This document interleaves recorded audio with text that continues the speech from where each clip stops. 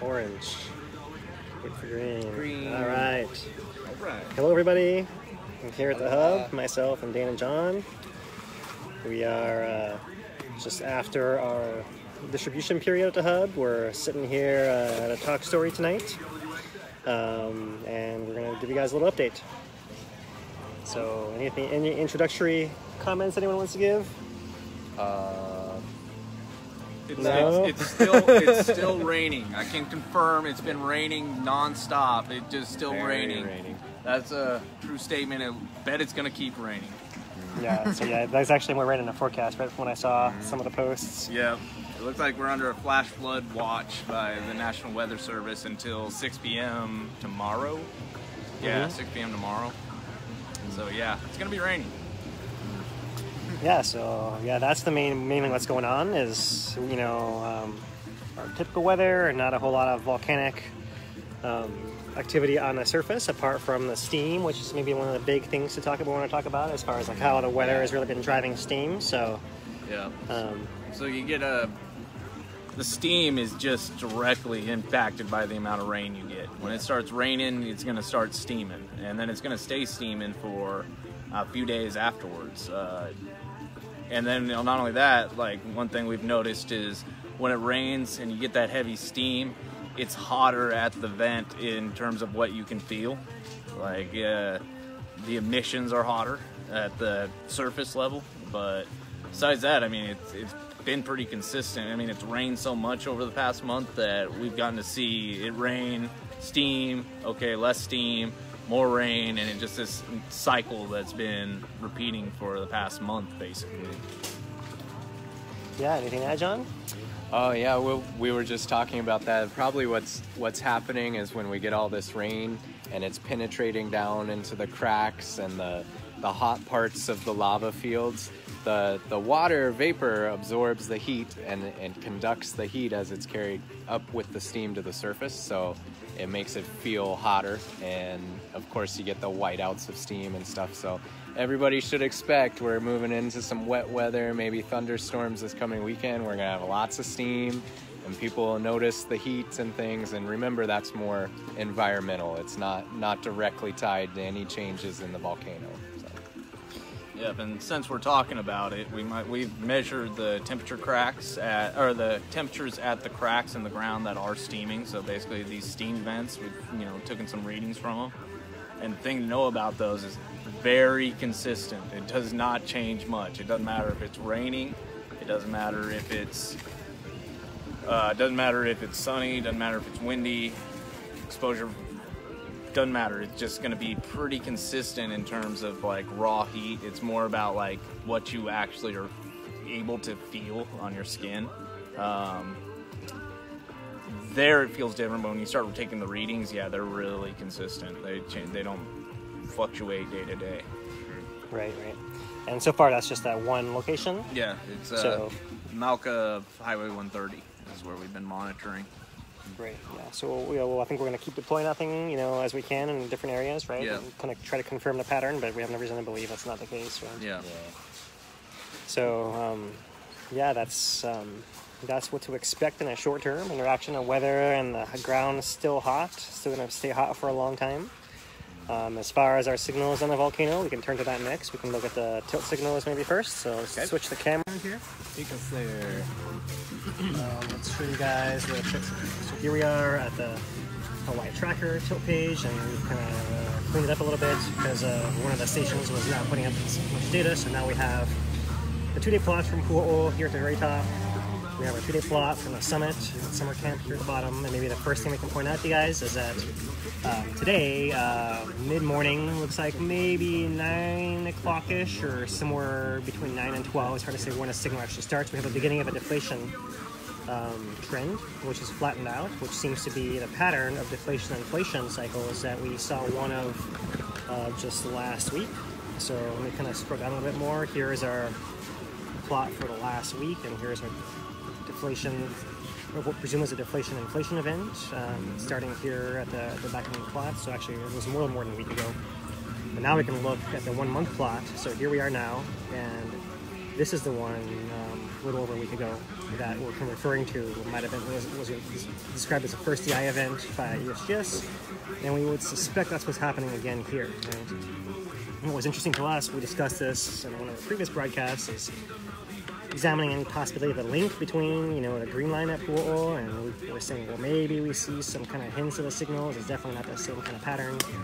One thing I noticed today, looking at these two plots, is right, we have this deflation-inflation signal, or deflation signal, the start of it, presumably inflation coming at the summit, but we don't see that pattern yet on the rift zone this time. So that's interesting, something to keep an eye on, and will be interesting for us to monitor through the weekend, and beyond, not through the weekend, through the week, and then by the end of the week we'll see what's happening there, right? So that's an interesting thing, as of right now, preliminarily, it looks like there's some independence during this particular cycle from the summit and the rift zone, right? Which maybe there wasn't independence earlier on, so that's kind of hard to kind of, it's either changing quickly, or it's not really clear what's happening, or we're misreading it in some way, but there's definitely some complication there that we're going to have to figure out in the next week or two or so as we see how this completes. In the meantime, in the last 2 days, there's not a huge amount of change at Pu'o'o. You can see we still have a steadily climbing line, right? The ground is still tilting. In this case, it's still about a microradian. Part of a larger trend that if we look here at the 1 week plot, you guys can see in the green line, right? So we're here at the back end of this. You see we kind of have a plateau, a little climb, a plateau, a little climb, a plateau, a little climb. It seems to be a pattern that's, in this case, looks slightly separate than the actual bumps of the daytime heating, which we see that also. Right, like here's a middle of the night kind of little bump.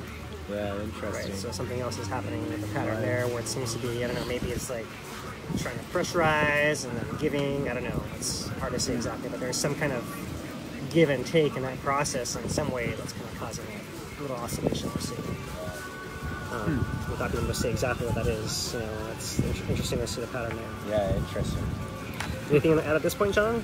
We're still looking at the 1 week and 2 day scales. The thing we'll watch is because, like he's saying, we want to know if the Pu'o'o line, or the tilted Pu'o'o, is reflecting the changes at the summit, especially when we go through one of these deflation, and then presumably it's going to inflate right after this back.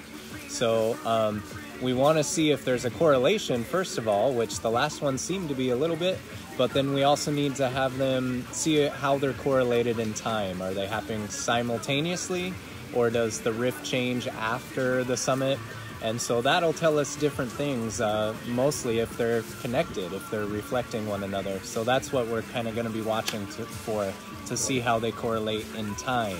So exactly, yeah. So the only thing we can say is it doesn't seem to be at the same time no matter what. So maybe it'll be delayed.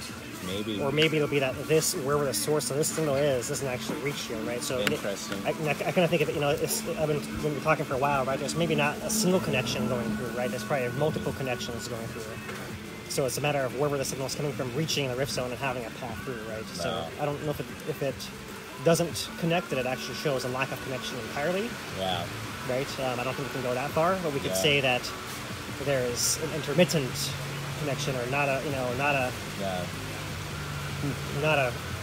well established, or not as big as it could be, or not a, what I mean? Like something along those lines. Might be where we have to go if we see that kind of disconnect. Right. And it stands to reason. Like, we don't know what it's actually like down there, so it's good to consider all the complications that could be affecting it like that. So could be multiple ways that the magma is interconnected through the system. Dane? Yeah, one other thing is, before the last DI event, USGS came out and said that they started to see the signs of inflation at the summit. Right. And then it kind of tapered off after the DI event. But if we look again, coming up to this DI event, we got that same little, whoops. I always do that. Same little trend, slightly up. Inflated. So it's got that slight inflation at the summit, and escape road kind of shows some tilt going on as well. About the same time that first DI event showed up, about a little over a week ago. Interesting. So some variations on the signals that we're getting, but like the trends for the most part have held. tilt at the East Rift and Middle East Rift. And then, but this is kind of the new one is, hey, summit inflation, very small. The scale on this thing, I mean, it's doing much less than Pu'u'o in the time of a week, maybe half, maybe a little less even. Yeah. But it's still that little signature's there, and it's a change, because before these DI events, it was mostly looking like it was trending down, and now it seems to be having the slightest inflation. So we can talk about what that might imply as we get into GPS and stuff. Well, yeah, so I mean, it's good observation, you guys. You know that we're actually enough time has passed, and we're starting to see these patterns, right? We're starting to see like a repetition of a cycle. Yep. Right. That's what I'm hearing you guys saying, right? So that's interesting, right? That kind of implies some sort of stability in some ways, right? Even though dynamically it's changing within that to form the cycles, right? So that's fascinating. Yep.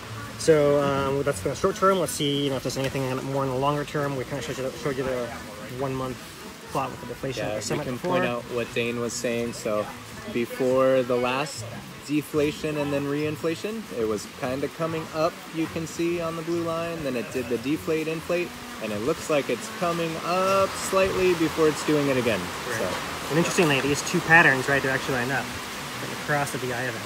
yeah. Right, so like it's not like it dropped back down. Whatever happened here with inflation didn't relieve. Right, it kind of just resumed. Yep. Right, so it wasn't like something built up, released some pressure, and went back to normal. So there's something happening embedded on what seems to be maybe a filling very, very, very slow. If that's actually happening, tilting, But I like that idea if it's happening. That would be positive. Yeah, that's one sign of essentially magma starting to attempt to repressurize the summit, and of course it doesn't really get very far because things are still too dynamic and moving, right? So I think we'll see signs of that when we look at GPS as well. It's starting to pour rain here, you guys. You guys maybe Pouring. water. We didn't lie about the rain. So yeah, I don't know if you guys can even hear it. It's just dumping. Yeah, it must be raining. I don't know, at least an inch an hour. Yeah. Maybe a couple inches an hour. So, all right. So let's turn it back around. Let's keep going. We'll keep. Trying to do that escape road thing. Yeah. Just like kind of talk about. So, grab these. I'm gonna show it on here. Was it on tilt or GPS? Yeah, tilt. So like these tilt meters, each one of these lines, they represent a different basically axis that it's going to operate off of, right? So each one of those is going to, so say this one's at 0 and 90. So this is a pretty straightforward one. There on these. So you have a 90 straight up, then you have a 0 straight up, and then you have a 90, right? And if both lines on that are going up type of thing, then it would suggest that it's moving along like that. If one's going up, one's going down, then maybe it's more like that. And both going down, okay, maybe it's like that. So it shows the angles that each one of these is moving at. And the thing about escape road that's interesting is you almost had a shift in what it was doing. So here you had one angle that was tilting, holding the trend, and then it kind of changes, and one starts to tilt up, the other one continues on its trend. So that's just a subtle change, and it almost looks like if you look right at the very end here, I don't know if we can zoom up on it, very end, that might be our DI event right there. That's true. Yeah. No, yeah, it's very, very interesting when you put it out, right? Here's another way to say maybe what Dane was Trying to and failing. Was trying to, and coming from right. If I focus like just on the blue line, right, I can just see, okay, from here I see a deflation pattern, right? Then something changes, and then I see an inflation pattern, right? Mm-hmm. And that corresponds to about October 7th to 8th, right? Which is a date range that kind of keeps popping up for us. Yeah. So we'll talk about that here again. Something definitely changed right around here.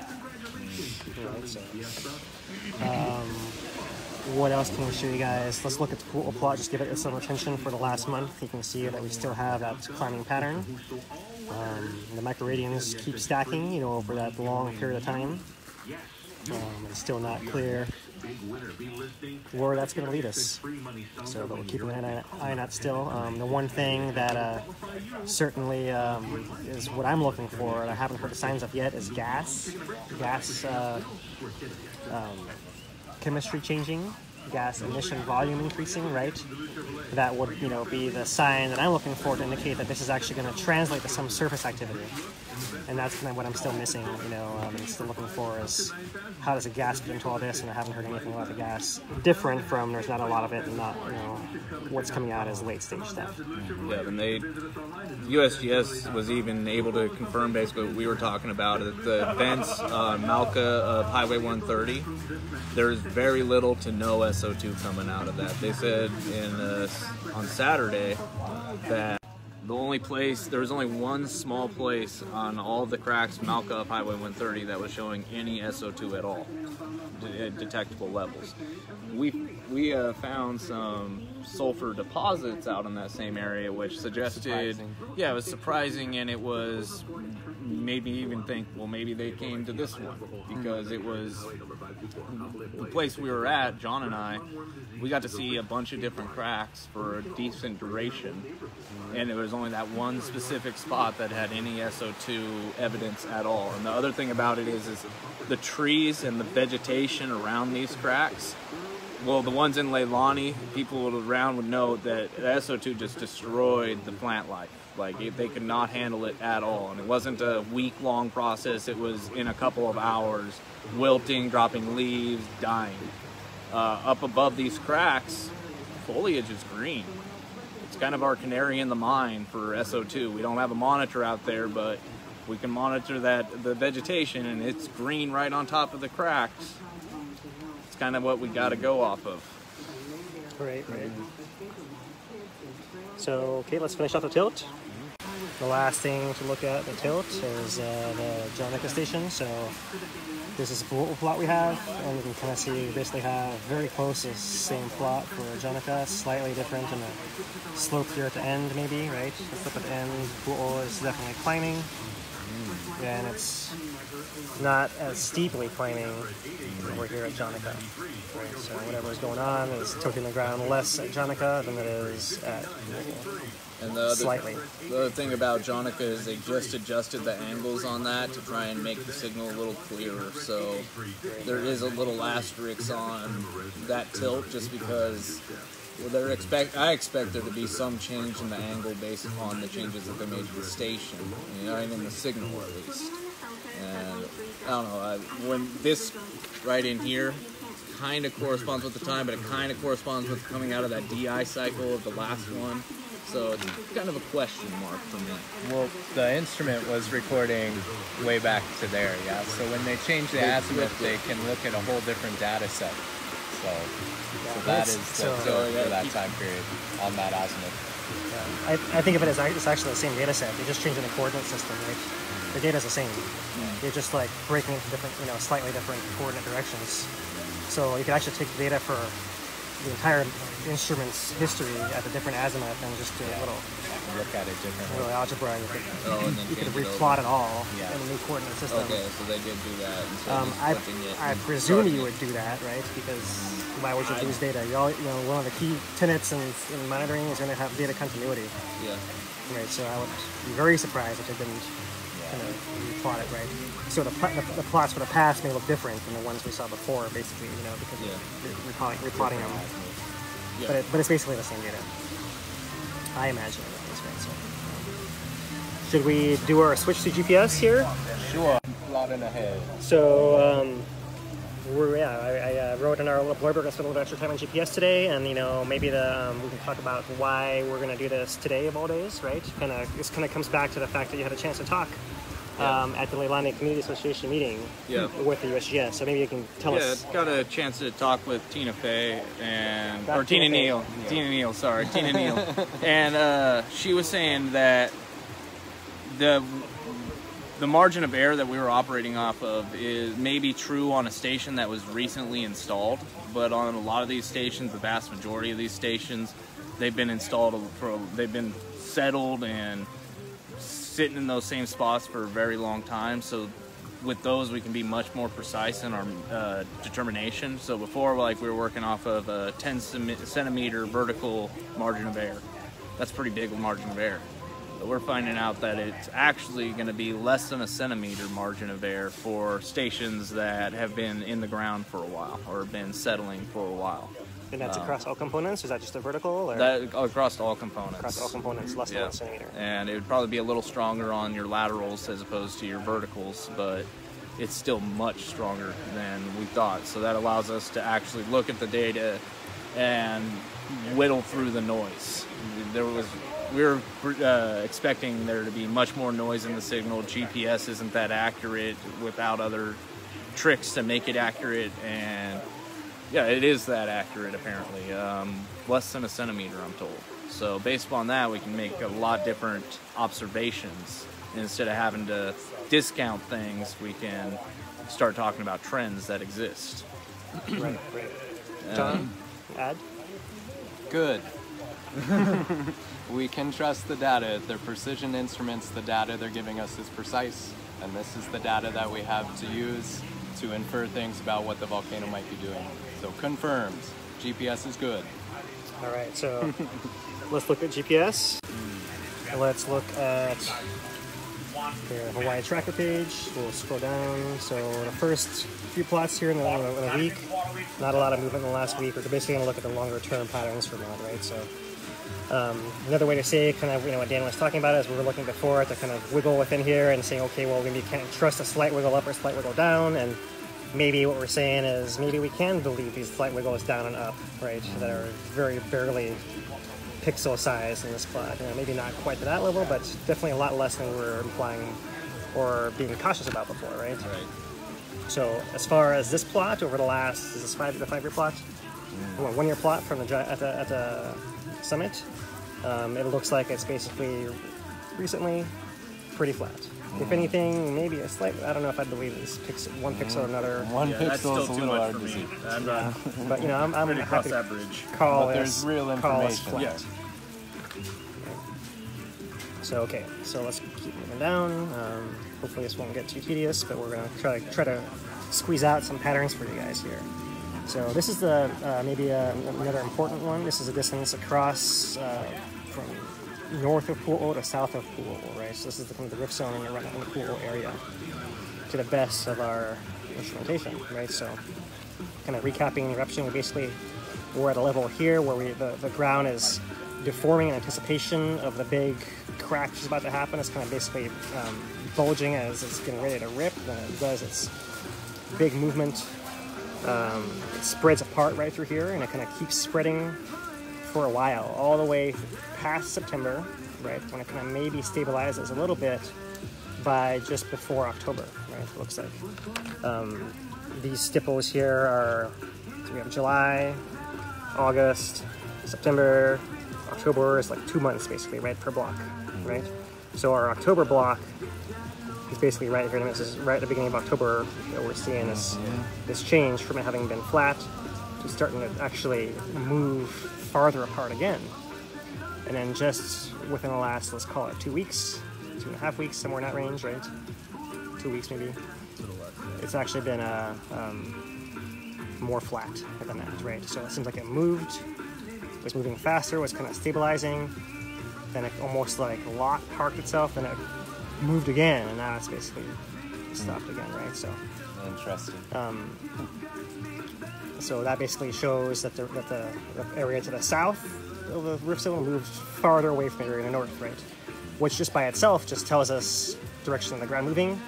And of course, we don't exactly know the y. The y has, in my mind, two different components, right? Just like the vectors, or there's two coordinates we got to plot along, right? One is the south flank moves, and the other one is magma comes and refills that space, right? So,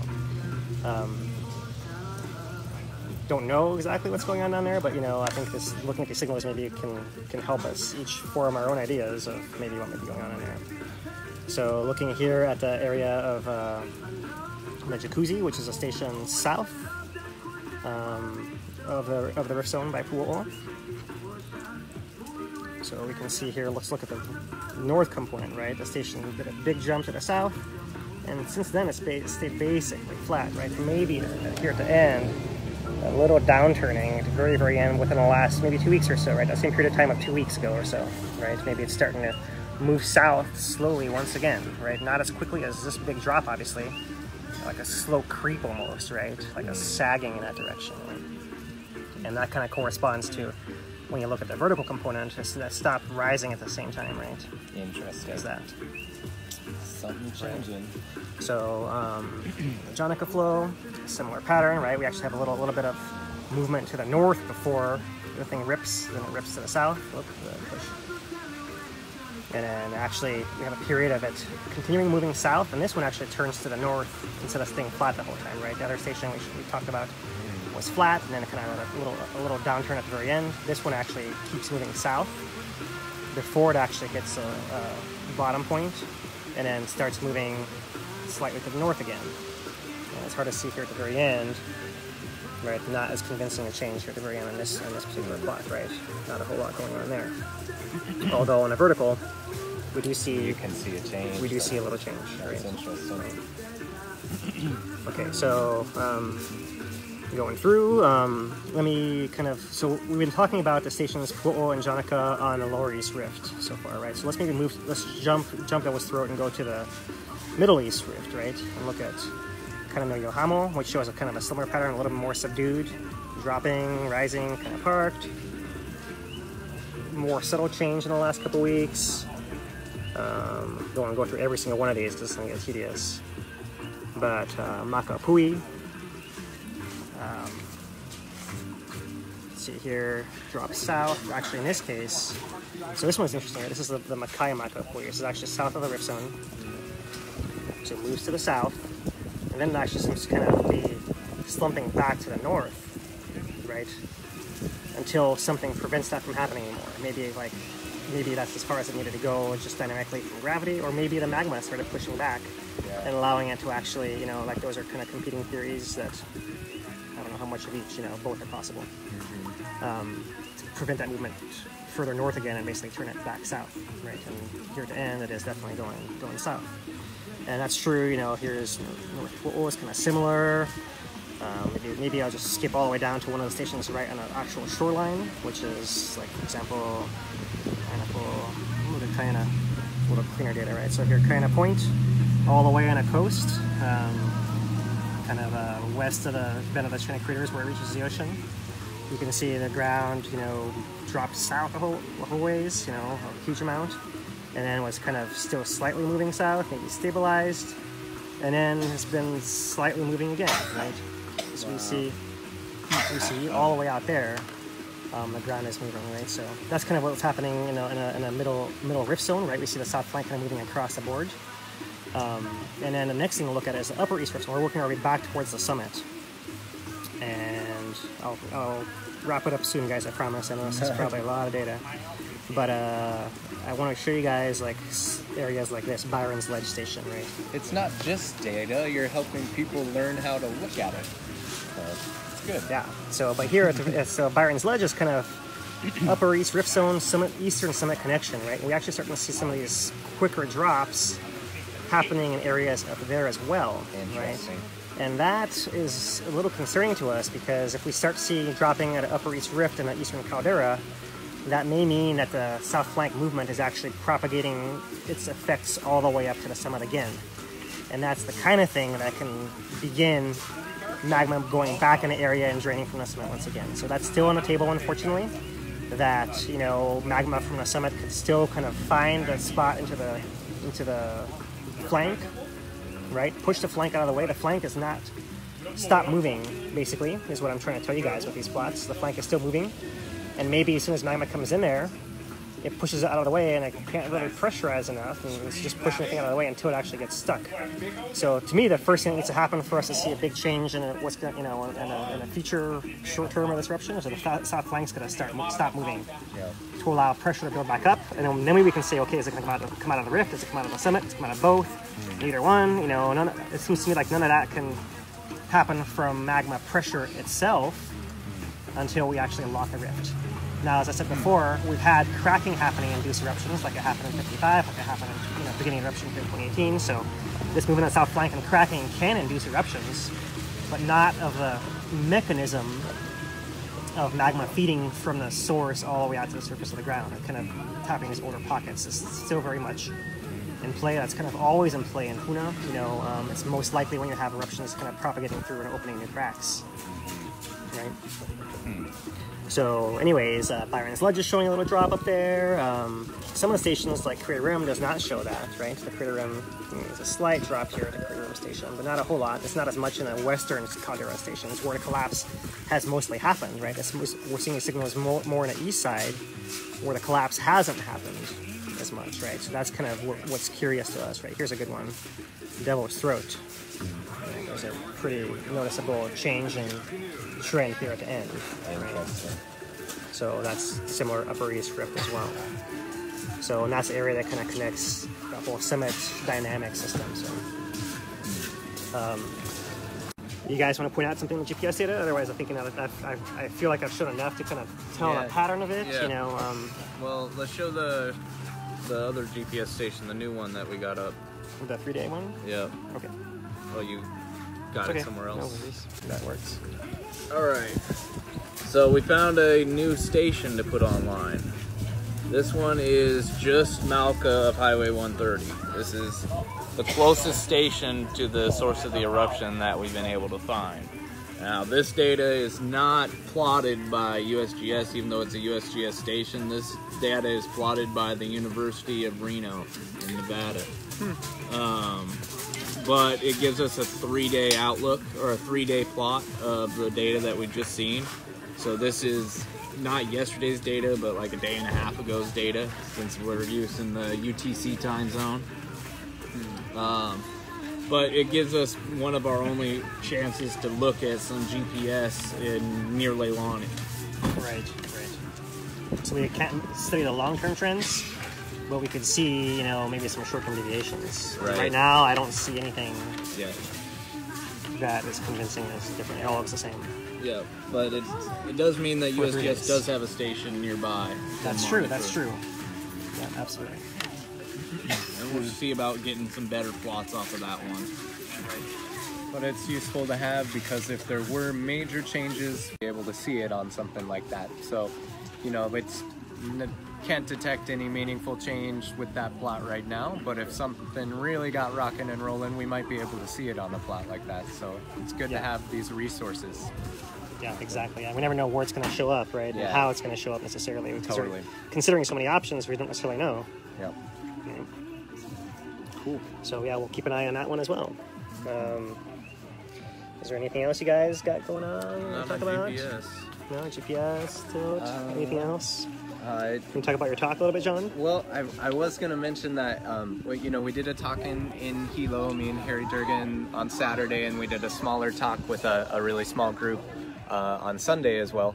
And it was just really great to get the feedback of people coming to thank me and thank Philip for what we've done, and just realizing that so many people are moving into their healing process and able to look back on this now. And I just feel like at this point a lot of people are finding that kind of sense of being back with their feet underneath them and moving forward. And so it was just really great to get that feedback. So thanks for everybody who showed up, and it's been great to be involved. Thank you, Phil. Yeah, no, you guys did an awesome job. Attendance past one. It was awesome to see you guys. Thanks.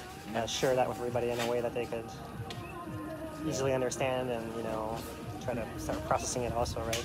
Right. Definitely. So, all right. Maybe one last thing to talk about is the earthquakes before we sign off for you guys. So let's talk about that here shortly. So here's our earthquake page for today. I've got once again plotted the last 7 days, all magnitudes. So the orange dots are the ones that are the recent ones, right, within the last day or two. So what we can actually see is looks like the pattern hasn't changed a whole lot. Right, we have our summit settling quakes still going on. We have our Pahala quakes still going on. This is not very different from what we settled last time. Our south flank quakes are still going on. Looking at the orange ones, we maybe had not that many recently in the last couple of days, right, since our last broadcast. But there's one here. There's one actually closer to the rift zone, and a couple actually in the summit. But there's really not a whole lot in the grand scheme of things. And we pushed to 1 day, so we can really see like in a 1 day plot. It's actually pretty quiet. Yeah. What's the depth of this one? Is that depth of that one? Let's see. It is, that one says it is 29 kilometers deep. Wow. Okay, there's ultra deep. That's interesting. So yeah, that's almost a adjustment induced by South Flank earthquake, right? Maybe it's that far down. Yeah. Well, it's technically below the whole stack, right? Yeah, that's it. So interesting.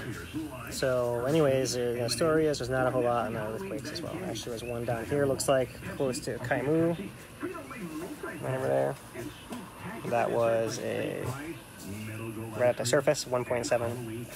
But just by itself, not a whole lot to worry about. So that's it, you guys. That's all we got for the earthquakes. We talked about the GPS in a little more detail. Talked about the tilt a bit as well. Kind of reviewed our ideas a little bit.